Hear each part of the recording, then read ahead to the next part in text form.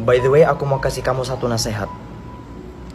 Jangan pernah meremehkan atau mengucilkan atau menganggap rendah orang yang apabila kamu berbuat salah kepadanya, niscaya dia tidak akan pernah peduli tentang berapapun jumlah kesalahanmu. Dia akan memaafkanmu. Dia tidak berkata apapun, padahal kamu benar-benar merugikan dia. Jangan meremehkan orang-orang semacam ini. Karena ketika kamu melakukan satu kesalahan yang fatal baginya, dia akan pergi selama-lamanya dan tidak akan kembali. Dan itu adalah kejadian yang paling fatal. By the way, jangan lupa download Hello App dan dapatkan kesempatan untuk mendapatkan iPhone 12.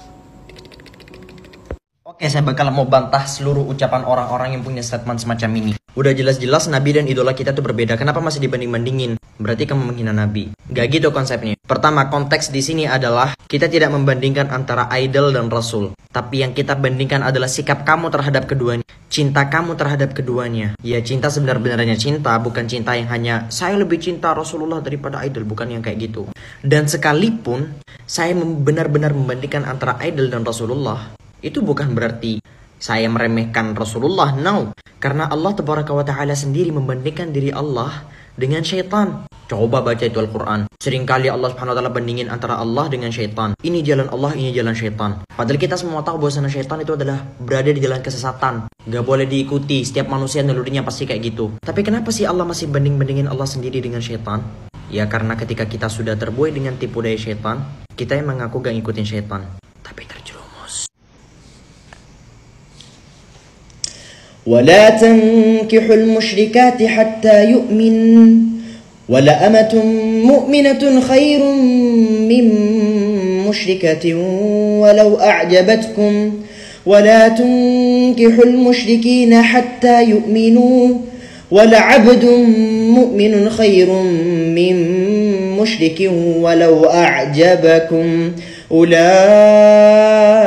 يدعون إلى النار والله يدعو إلى الجنة والمغفرة بإذنه ويبين آياته للناس لعلهم يتذكرون. Bertaubat, melakukan dosa lagi. Bertaubat, melakukan dosa lagi. Bertaubat, melakukan dosa lagi. No, kamu tidak sedang mempermainkan Allah kok. Enggak, kamu tidak sedang mempermainkan Allah. Justru kamu termasuk daripada hamba yang Allah Subhanahu wa Ta'ala cintai. Karena Allah sangatlah mencintai hamba-hambanya yang bertaubat. Maka semisal setan tidak pernah berputus asa untuk membuatmu jatuh dalam lubang kemaksiatan, maka kamu jangan pernah berputus asa pula untuk senantiasa kembali kepada Allah, untuk senantiasa bertaubat kepada Allah. Jadi selama ajal kamu belum dicabut, maka pintu taubat akan dibuka seluas-luasnya. Jangan anggap bahwasanya Allah itu sama kayak manusia. Laisa kamitslihi syai'un, tidak ada yang serupa dengan Allah. Kita kalau punya salah ke orang, salah terus minta maaf, salah minta maaf, salah minta maaf. Ya sikap dia ke kita bakalan beda. Namun Allah gak gitu. Kita melakukan dosa beribu-ribu kali, minta maaf Allah ampuni. Guys, aku hidup di lingkungan pesantren. Aku pun bisa kalian sebut sebagai anggap aja anak kiai. Gak semua santri itu kayak gitu. Justru ada santri yang bertahun-tahun belajar tapi kelihatannya dia belajar padahal hakikatnya dia tuh gak pernah belajar. Dan contoh dari santri yang kayak gitu ya, yang bakalan ngomong kayak gini, kayak ini nih. Aku tuh dari dulu gak pernah memandang rendah terhadap semua pendosa ya, saya gak sebut K-popers pendosa, no, saya gak berani untuk menghukumi. Cuman saya tuh gak pernah memandang rendah para pendosa. Cuman saya tuh kadang yang paling jengkel itu ketika dinasihati dengan baik-baik, ujung-ujungnya cari pembenaran. Padahal kan tinggal ngaku, iya, makasih. Tapi kayaknya susah deh saya buat keluar dari zona kayak gini tuh, susah banget. Tinggal gitu doang. Nabi sallallahu alaihi wasallam, laqad kana lakum fi Rasulillahi uswatun hasanah. Sungguh ada pada diri Nabi sallallahu alaihi wasallam suri tauladan yang terbaik. Ketika kita berbicara mengenai sosok Nabi sallallahu alaihi wasallam, maka jangan pernah membayangkan bahwasanya beliau menggunakan mahkota, menggunakan jubah sebagaimana seorang raja. No, Nabi sallallahu alaihi wasallam adalah sosok yang mutawadhi', rendah hati. dan sosok seperti ini yang hilang dari kita. Diceritakan, ketika ada seseorang yang datang dari luar, tidak pernah bertemu dengan Nabi Sallallahu Alaihi Wasallam, tidak pernah melihat Nabi Sallallahu Alaihi Wasallam, dan Nabi Sallallahu Alaihi Wasallam duduk bersama orang-orang. Selalu saja orang asing berkata, ayyukum Muhammad, siapa di antara kalian yang bernama Muhammad? Ini menunjukkan bahwasanya Nabi Sallallahu Alaihi Wasallam itu berdiri sama tinggi, duduk sama rendah.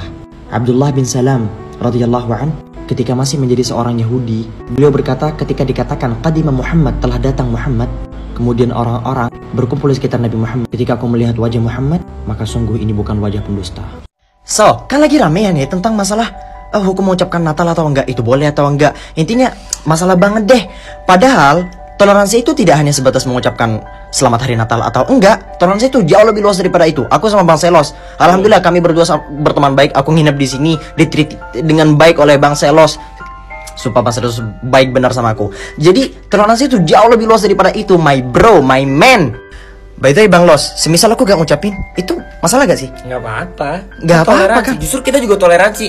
Kalian umat muslim nggak mau ngucapin karena memang nggak boleh. Nggak apa-apa. Nah, iya kan? Kayak gitu.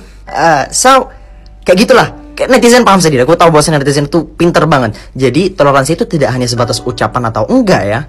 Toleransi itu jauh lebih luas daripada itu. Kita bermuamalah dengan baik, kita bekerja sama dengan baik, entah itu bisnis maupun aku nginep di sini juga beberapa hari. Alhamdulillah. Umat Kristen juga harus ngerti, ya. Umat Islam juga harus ngerti. Sip.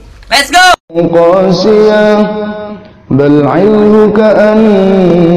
Mau tahu toleransi yang benar? Sini aku kasih tahu. Coba lihat. Aku tinggal sama mereka dan masih banyak sebenarnya di sana. Di sini ada Bang John, ada Bang Selos, ngorok mulu. Tapi sekalipun berbeda agama, kita ini tetap bermuamalah dengan baik, saling mentreat dan ditreat dengan baik, selama tidak mencampuri urusan akidah dan ibadah. Ibadah kamu ya ibadah kamu, ibadah saya ibadah saya. Saya punya kewajiban untuk memperlakukan kamu dengan baik, dan kamu juga punya kewajiban untuk memperlakukan saya dengan baik. Itu toleransi. Toleransi itu ibaratnya ketika aku tidak memaksa kamu untuk masuk ke dalam ranahku, dan aku tidak memaksa kamu agar masuk di ranah kamu. Gitu. Bahkan sini-sini itu yang muslim sendiri untuk aku. Tapi mereka bangunin aku sholat dari tahajud sampai subuh. Tuh kan? Itu. Ketika kita melihat seseorang yang awalnya berhijab, kemudian dia melepaskan hijabnya, yang awalnya dia orang baik-baik, kemudian dia menjadi seorang pezina atau pemabuk atau apapun, wal'iyadzubillah, nasallallahu salam wal afiyah, maka hal yang pertama kali harus kita lakukan adalah jangan ngejudge, jangan ngatain. Jangan pernah melakukan itu semua. Hal yang harus pertama kali kita lakukan adalah yang pertama apa? Mendoakan yang terbaik. Yang kedua apa? Apabila kamu mampu dan kamu dekat dengan dia, nasihati dengan cara yang baik. Intinya tidak dibenarkan sedikit pun ketika kita melihat seseorang yang berbuat dosa untuk ngejudge. Jangan menghakimi orang lain. Bahasanya menghakimi itu ketika kita langsung melaknat dia. Itu no. Jangan sampai kita melakukan hal-hal semacam itu. Karena kita tidak tahu isi hati seseorang. Bisa jadi dia mencintai Allah Subhanahu wa Ta'ala dan Rasulnya jauh melebihi kita. Masuk akal. Hanya saja mungkin dia dikalahkan dengan nafsunya, wal'iyadzubillah, nasallallahu salam wal afiyah. Walaupun bagaimanapun caranya, hal tersebut tetap salah di mata Allah. Salah ya salah. Pertanyaannya, apakah kelak kita bakal melihat Allah Subhanahu wa Ta'ala di surga? Jawabannya, yes. Setiap orang yang percaya bahwasanya Allah Subhanahu wa Ta'ala itu satu, mempercayai bahwasanya Nabi Sallallahu Alaihi Wasallam adalah Nabi yang terakhir, maka dia fix pasti bakal melihat Allah Tabaraka wa Ta'ala sekalipun sebelumnya dia dimasukkan ke dalam neraka. Tapi kita bakal ngelihat Allah Subhanahu wa Ta'ala dengan bagaimana? Apakah bakal berdesak-desakan? Enggak. Bayangin sekarang kita melihat bulan dengan mata yang telanjang. Yang ngelihat bulan itu bukan cuma satu atau dua orang, tapi jutaan manusia. Nah, kelak kita bakal melihat Allah Subhanahu wa Ta'ala dengan mata telanjang, tidak berdesak-desakan sebagaimana kita melihat bulan.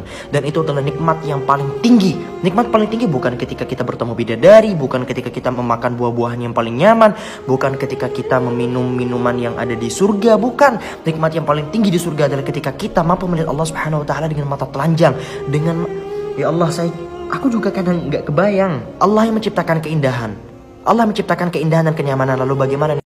Teruntuk siapapun yang dahulu pernah tertutup lalu hari ini terbuka. Now, saya di sini gak ada niatan untuk ngejudge. Saya gak punya hak sedikit pun untuk ngejudge. Tapi kalian benar-benar gak rindu masa-masa di mana kalian itu disayang sama Allah? Mungkin pada saat itu kamu mendapatkan sebuah cobaan hingga akhirnya kamu jadi yang sekarang, seterbuka sekarang.